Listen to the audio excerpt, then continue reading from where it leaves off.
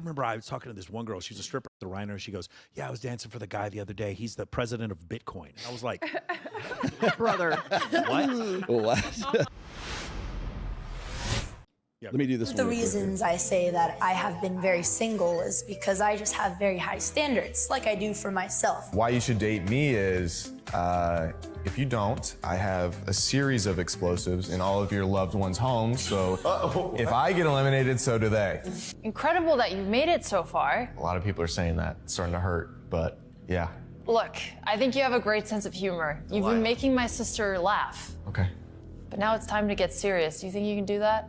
No. We're gonna have to try. Then I will. Right now I'm picturing hugging her, and I'm salivating a little bit in the best way. But you would keep things slow and respectful. Depends who you ask. And it was not an easy decision. I had two polar opposites. One very wholesome, very genuine man, really looking for something to settle down. The other, very funny, potentially crazy.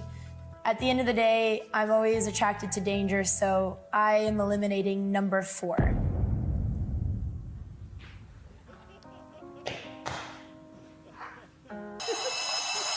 Hi. Nice to meet you. Of you last night being warm. Oh, did and you you? are.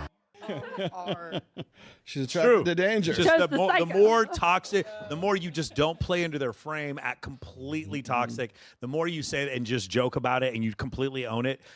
You agree and amplify. When guys like that stop getting laid, let me know. Give me the blog.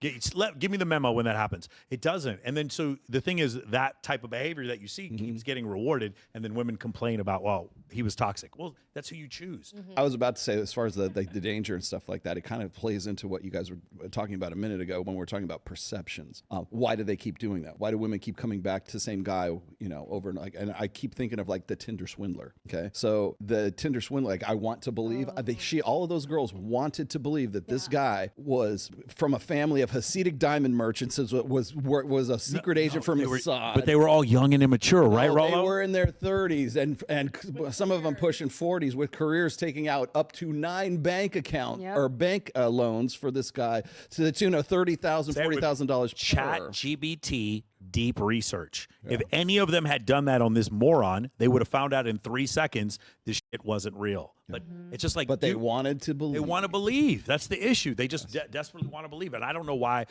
I would use perplexity, honestly. But it's just crazy to me how you could have the research to understand like what it is that you're getting into and how few women do that. Well, it's unfolding like a movie. My problem is like when I'm watching something like the Tinder swindler, women like directing their lives, guiding their lives by their emotions rather than by like using some kind of reason. When I was watching this, the first thing I was thinking of is like, where is this woman's man? Where's the guy who's going to step in here and go, no, you're not going to go and get on this guy's private jet 45 minutes after meeting him on Tinder. There's something wrong with this, right? Like, where's her brother? Where is her cousin? Where's her father? Voice of reason. Right. Yes. Yeah. Girls like that aren't telling. Yeah, they're not going to tell the people in their life that are going to protect them because they're going to hear the answer they don't want to hear. Or the guys would never dream of stepping in and go, oh, follow your heart, girl. It'll never lead you astray. So here's the issue. Like, so one of the things is having a male family member maybe who's not attracted. So let's just say you have a female friend and you find this guy attractive and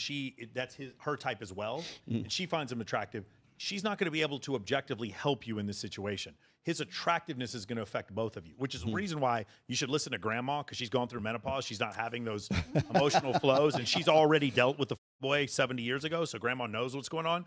I just like having someone who, like, again, when my female friend... We just saw her in the other video. Oh, yeah? Yeah. Maybe that lady would care. Yeah. She would want him in her house. When my female friends, when they ask me, about a dude, it's like, he doesn't affect me. His bad boy nature doesn't turn me on. So I can be subjective. I can be objective. Or I can be objective. Yeah, I can be more objective in the relationship. So I recommend guys. So I have some female friends that I know are total red flags, complete red flags, and I'll have them look. And then they'll be like, because they're red flags and because they're my friend, they see the toxic behavior before I even do, because they see it in themselves, and then they'll give me advice because we're not sleeping together, we're just friends, but they'll tell me, and then I'm like, oh, okay, now I see where this is going, and now I see this. Again, it's very frequent, like, friends of mine who end up dating sex workers and they have no idea that they're dating a sex worker or a sugar baby or something like that. And then like, because I see it, because I've seen, so I live in Las Vegas, I can very quickly point out the problems that they have that they can't see because they're too stimulated by the person they're seeing. They're too attracted to that person to make logical decisions. So having a third person be able to look at your business, being able to look at your physique, honestly. Some people think they're in shape when they're not. Yeah. Being able to look at your relationship. Having a third person who doesn't have a vested interest in lying to you or like feeling the same way you do, that's probably the best. So like my girlfriend who's in love with me, probably not the best person. Hey, baby, do I look good? She's always going to tell me I'm in shape. Right. And like no matter what, she's always like, you were in shape. I was You like, look like an ape. Just tell me I'm fat, honey, but she's not going to do that. So go to a trainer. Yeah, exactly. Yes. Exactly. Something objective is probably the best way to do that, right? And so you need that. You need that feedback. And a lot of times in our relationships, because like, again, human procreation has to be the priority of the species or else we wouldn't exist. There was a point, not even, gosh, what was it? 50, 60,000 years ago, there were 10,000 humans on the entire planet. No, I remember what it is. It's something like 71,000 years ago, all of humanity comes down to 6,000 reproducing females. Of the entire fucking population Earth, comes down to 6,000 reproducing females. It's just some crazy number like that. It was so narrow. So reproduction had to be our priority. And so that's why reproduction or the things around it affect us more than anything, more than war, more than jealousy, more than being starvation, more than anything. It's our reproductive necessities. You know, one of the things I find frustrating with female friends that I genuinely care about is how their attraction is based so much on emotion. And then I'm just like, I'll show them, hey, why don't you go on ChatGPT and just like look up whether or not any of the shit he says is true. I remember I was talking to this one girl, she's a stripper at the Rhino. She goes, yeah, I was dancing for the guy the other day. He's the president of Bitcoin. And I was like, brother, what? What? I mean, did you just hear this shit? And it was just That's funny. Jake's is the president of it. Yeah. It's just like especially with like Perplexity, ChatGPT, Grok, you can just like do deep research on anybody and just tell whether or not you're dealing with a dude who's a phony. And I'm just like, it's frustrating for me, you know, growing up and working in nightlife a lot, seeing dudes who were phonies just run away with the hot girl. The way that I was just like, why don't girls do a little bit more checking? They really think this guy's a Bitcoin entrepreneur or a Forex? Like, no, it's like, no, this guy's broke. I don't understand how you don't fucking see that. That Lambo's rented, but they don't see it because they don't do any kind of research because it's always their feelings. Like, I don't know. We just had a connection. I'm like, well, it's like having connection with rich dudes. I don't understand it's what like that poster. I want to believe. I want to believe. Exactly. Yeah. I think it's like the reason why is because we live in a time right now where it's never been easier to fake the cues of high value. So, I mean, one of the things, you know, you and I both do is when we're teaching guys how to sort of curate their Instagram pictures, it's like you have to do certain things so that you are actually, you know, triggering the psychological effects of high value. And it's like I said, it's never been easier because it's all based on perception. It's all based on the visual right now, rather than like meeting that person. I think one of the reasons why like women like to meet guys in real time is because you get more information out of meeting the guy in person instead of like meeting them online where you're only dealing with like text and pictures. I think you're right that we lead with our emotions. Of course. I think you're right. But I think there is a beauty in that to an extent.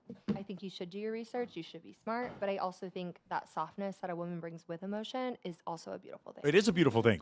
Listen, your pickiness sucks for us when we're trying to go out with you. Yeah. But when we're married to you and we have a daughter, your pickiness is awesome. Yeah. That's the greatest thing in the world. Again, when I'm trying to date a girl, I'm like, man, I wish she wasn't so picky. But when I have a daughter, I want her to be picky as shit. So there's two sides to it. Right. And so for me, I'm just like, well, then let me work with the pickiness. And so how do I get around the pickiness? Pre-selection, having a bunch of female friends, getting in better shape, becoming a better speaker, charisma, humor, competency, relevancy. That was one of your greatest posts. But you getting in shape, you having charisma, that's also helping you. Yes.